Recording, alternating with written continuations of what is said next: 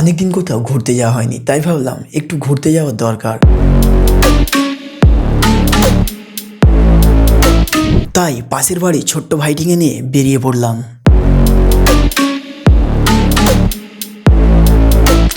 আর ঘুরতে বেরিয়ে ভাবলাম কোথায় যাব, তাই একটু সামনে কোথাও থেকে ঘুরে আসা যাক, আর সেটি হলো উলুবেড়িয়া।